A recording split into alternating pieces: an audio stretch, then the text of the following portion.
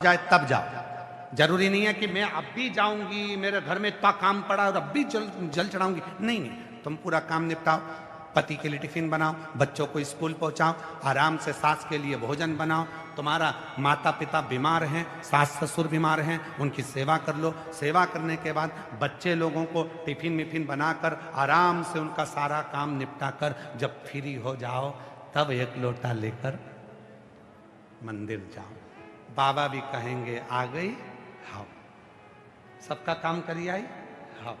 किसी का दिल तो नहीं दुखेगा, नहीं।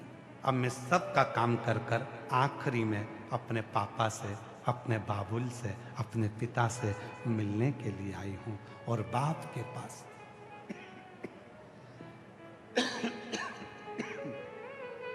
बाप के पास हमेशा, बोलो बोलो, जितने बैठे हो सत्य बोलना, बाप के पास हमेशा छुट्टियों में जाया जाता है। उसी तरह घर का पूरा काम निपट जाए, छुट्टी हो जाए काम की, तब अपने बाप के पास जाकर बैठो।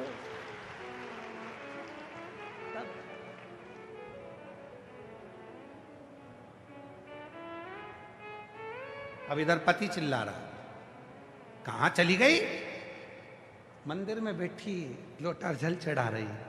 पति आवाज लगा रहा, सास ससुर उधर आवाज लगा रहे, बच्चे चिल्ला रहे, mummy tiffin tiffin tiffin, school जाना है स्कूल। मैं अब भी आई जल चढ़ा के 2 मिनट में। वहां भी मन नहीं लग रहा, वहां भी मन नहीं लग रहा। स्कूल में बच्चे तैयार बैठे और वो मंदिर में बैठ के वहां भी मन नहीं लग रहा। जल्दी जाना है, जल्दी जाना है, जल्दी जाना है। और भगवान कह रहा है,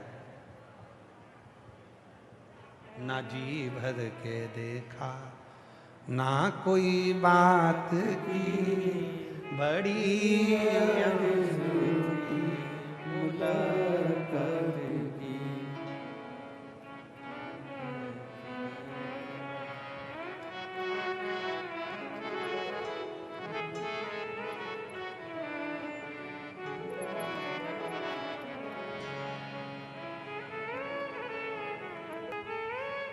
अरे लुटा दिया भंडार काशी वाले ने, कर दिया मार काशी वाले ने। जो जैसी भावना लाया, वो वैसा ही फल पाया। नहीं थालियों से लौटाया, वो मन ही मन हर्षाया। और कर दिया माला मार काशी वाले ने, लुटा दिया भंडार काशी वाले ने। उसके आश्रित होकर उसके एक लोटा जल चढ़ाओ। उस बहन ने पत्र में लिखा, सब जगह से भटक गई, तब शिव के मंदिर में एक लोटा जल चढ़ाने जाना। कई माताएं कहती कि यहां भी जल चढ़ाओ, वहां भी जल चढ़ाओ, वहां भी जल चढ़ाओ। आप कहते हो कि केवल शिव को चढ़ाओ, बाकी के सबको मिल जाएगा। वही किया और शिव की कृपा से 21 साल के बाद मेरे बाबा ने मेरी गोदी में संतान।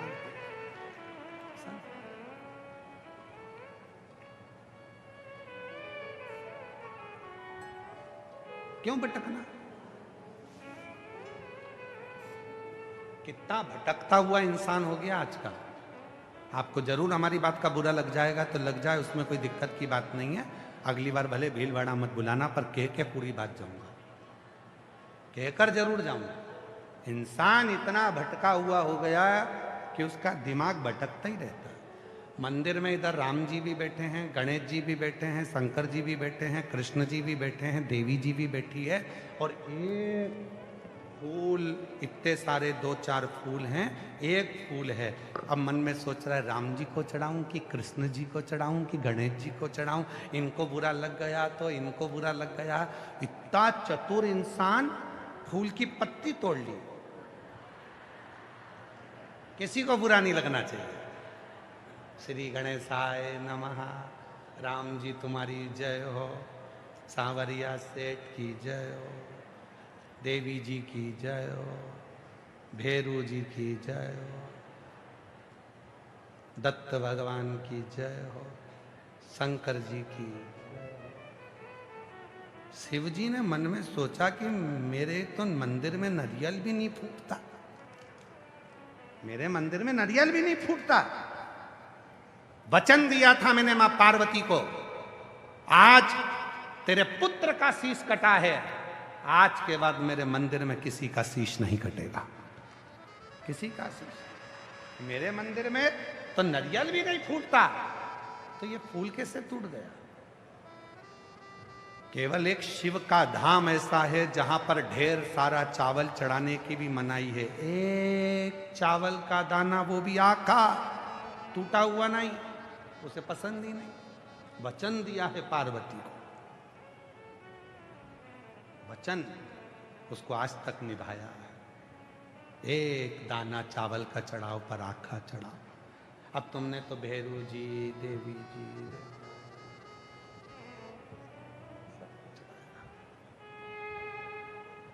तुम्हारी आदत में है, तुम्हारी आदत में भरा हुआ है ये। सारे नेताओं को खुश करते रहते हो तो भगवान को भी वैसे ही खुश कर लेते हो, तुम्हारी आदत में हो गया। ये भी आए हैं, इनका भी सम्मान करो, ये भी आए, इनका भी सम्मान करो, ये भी आए। हाँ काका जी कैसे, मामा जी कैसे, फूफा जी कैसे, सबका सम्मान हो गया। और बाद में पीछे पान की दुकान पे बैठ के सबको गाली बक दे, सब बेकार है, किसी काम के नहीं है। क्या काम के वो, सबको कह। अच्छा ईमानदारी से बोलो, फूल ले गए तो तुम्हारे मन में आया कि सबको चढ़ाना पड़ेगा, ठीक है? बोलो बोलो, जम के बोलो, सही है कि गलत है? अरे बोलो तो भीलवाड़ा की जीजियों। फूल लेकर गए तो तुम्हारे मन में आया कि सबको चढ़ाना पड़ेगा, और इस जगह पर धतूरा लेकर जाते तो फिर राम जी नजर नहीं आते, फिर कृष्ण नजर नहीं आते, फिर देवी नजर नहीं आती। धतूरा मतलब कांटा, कांटा मतलब एक ही स्वीकार कर सकता है वो शंकर। किसी मंदिर में नहीं जाते, धतूरा लेके हर देव शंकर भगवान बोले बस ऐसा समर्पण चाहिए। सारी भीड़ में तो कांटा भी लेकर आए तो मुझे ढूंढे, और फूल भी लेकर आए तो मुझे ढूंढे, मैं तेरा हो जाऊं और तू मेरा हो जा, बस यही। अब इससे ज्यादा समर्पण और क्या चाहिए? अच्छा धतूरा तुम्हारे पास में, तुमने सोचा कि राम जी को चढ़ाऊंगी? किसी ने सोचा कि धतूरे की एक टांग तोड़ूं और धतूरे की एक टांग तोड़ के राम जी को चढ़ा दूं, फिर धतूरे की एक टांग तोड़ के कन्हैया जी को चढ़ा दूं? नहीं, कोई ने नहीं चढ़ाई, कोई ने भी। फूल था, तुम घर में भी ऐसे ही करती हो, घर में भी अगर धतूरा है तो शिव जी को चढ़ाओगी, और अगर एक फूल है ना तो गणेश जी को, ठाकुर जी को, लड्डू गोपाल को, यमुना महारानी को, इनको उनको सबको चढ़ा चढ़ो के एक ही फूल में सब कर दिया। और धतूरा, फूल की टांग तोड़ दी तुमने पर धतूरे की नहीं तोड़ी। तो मालूम था धतूरा केवल एक ही स्वीकार कर सकता है, और वो स्वीकार करेगा तो देवादिदेव महादेव करेगा, कोई दूसरा नहीं कर सकता। शिव, केवल शिव। और जब एक पर अपना ध्यान केंद्रित हो जाता है, सब कुछ प्राप्त होता है, सब।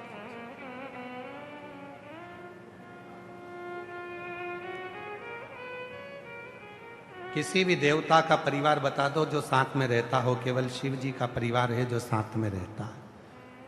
भगवान शंकर हर एक व्यक्ति को प्रेरणा देते हैं कि हाथ में एक चूड़ी अच्छी नहीं लगती, कम से कम एक हाथ में 6 चूड़ी होना चाहिए, सेट। बोलो सही है कि गलत है? सेट।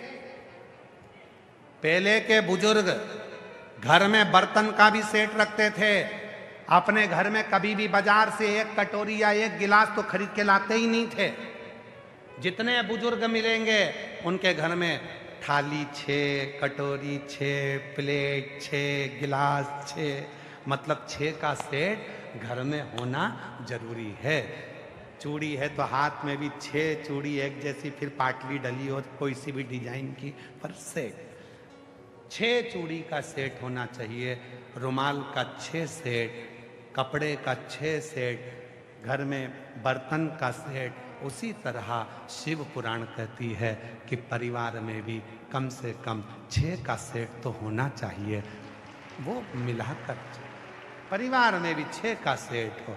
कौन कौन होना चाहिए 6 में? तो कहा घर में माँ बाप का होना बहुत जरूरी है, फिर घर में बेटे बहू का होना बहुत जरूरी है, फिर घर में पोता पोती का होना बहुत जरूरी है। 6 का सेट मिलाकर,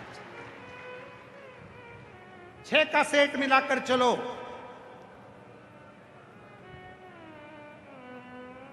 छह से कम नहीं होना चाहिए। फिर किसी ने कहा दादी मर जाएगी तो 5 ही हो गए। काय को हो गए? बेटे की शादी करो, बहू आ गई, फिर 6। दादा निपट गया तो काय को टेंशन लेते हो? बहू के छोरा हो गया, फिर 6।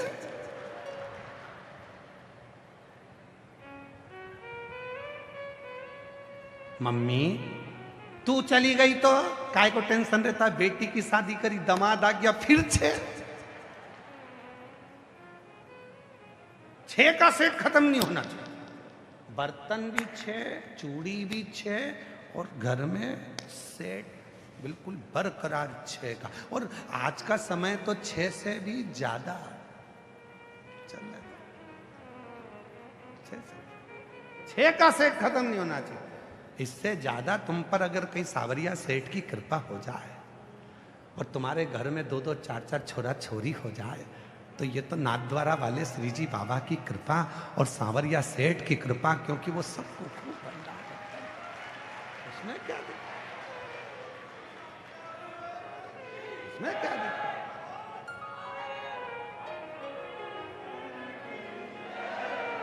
वो कहे ना, अरे भरो रहे भंडार सावरिया सेठ जी, आया हूँ तेरे द्वार सावरिया सेठ जी।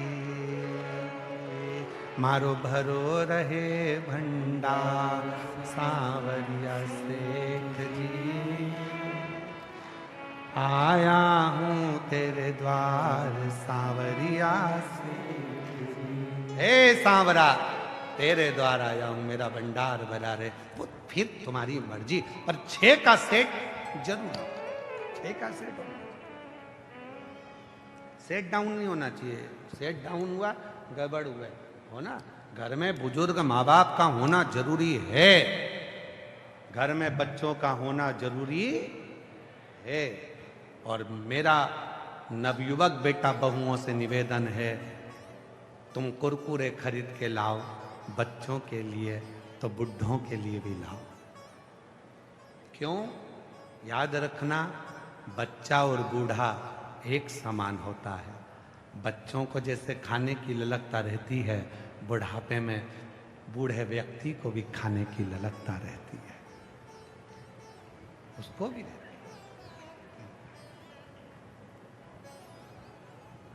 हमने पहले कथा में एक बार कहा था, चोरों की कथा सुनाई थी, तब हमने कहा था कितने तरह के चोट्टे होते हैं।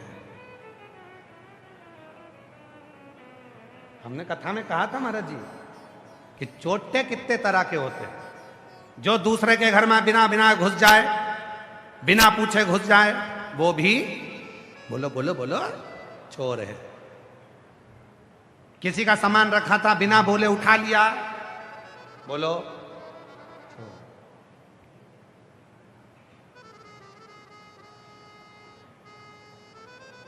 वो भी चोर।